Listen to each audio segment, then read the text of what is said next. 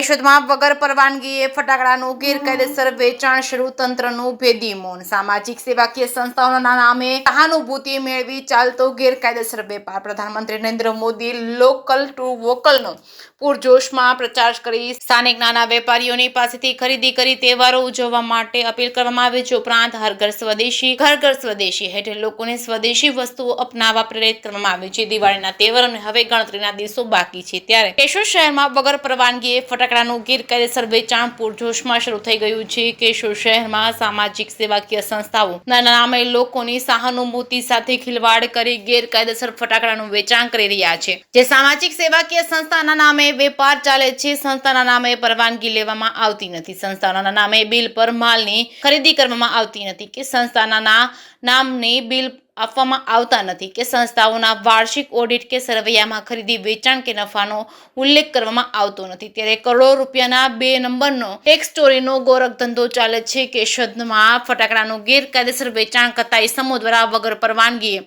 ગેરકાયદેસર સંગ્રહ કરી અન્ય લોકોના જીવને જોખમમાં મૂકી પોતાના ધંધા ચલાવી રહ્યા છે. ખાનગી હોસ્પિટલ, શૈક્ષણિક સંસ્થાઓ અને પૂરતા પ્રમાણમાં અગ્નિશામક વ્યવસ્થા કે સાધનો ઉપલબ્ધ ન હોવા છતાં નિયમો, ધારાધોરણોને નેવે મૂકી જવાબદાર તંત્ર ભેદી મૌન ધારણ કરી કાર્યવાહી કરવામાં આવતી નથી. દિવાળીના તહેવારોને ધ્યાનમાં રાખી જૂનાગઢ રેન્જના પોલીસ મહાનિર્દેશક નિલેશ ચાચડિયા અને પોલીસ અધિક્ષક સુબોધન ઓડેદરાના માર્ગદર્શન હેઠળ જિલ્લામાં ગેરકાયદેસર ફટાકડા સ્ટોક પદાર્થનું ઉત્પાદન અને સંગ્રહ અને વેચાણ કરતા ઇસમો પર નજર રાખી ફોજદારી રાહે કાર્યવાહી કરવા માટે ખાસ સૂચના આપવામાં આવી છે. ત્યારે કેશોદ શહેરમાં વગર પરવાનગીએ ગેરકાયદેસર ફટાકડાનું વેચાણ કરતા ઇસમો વિરુદ્ધ જવાબદાર તંત્ર દ્વારા કોઈ કાર્યવાહી કરવામાં આવતી નથી. સંસ્થાઓના નામે મસ્ત મોટી જાહેરાતો કરી લોકોની સાથે સહાનુભૂતિ ઊભી કરી વેપાર કરી લાખો રૂપિયાની કરચોરી કરવામાં આવે છે. ત્યારે ભલામણોના ભાર નીચે દબાયેલા સ્થાનિક તંત્ર દ્વારા કોઈ કાર્યવાહી કરવામાં આવતી નથી. ત્યારે જિલ્લા કક્ષાએથી ખાસ કોર્ટ દ્વારા પોલીસ ધોરણસરની કાર્યવાહી કરવામાં આવે તેવી લોક માંગ ઉઠવા પામી છે.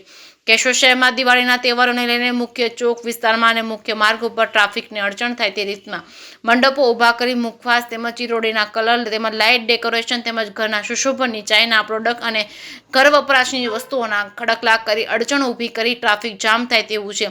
ત્યારે શહેર શરમ અને ભલામણોને બેમુખી ધોરણસરની કાર્યવાહી કરવામાં આવી તેવી લોક માંગ ઉઠી છે. જે કે સિંહ ગુજરાતી સાથે રાજુ પંડ્યા, કેશોદ.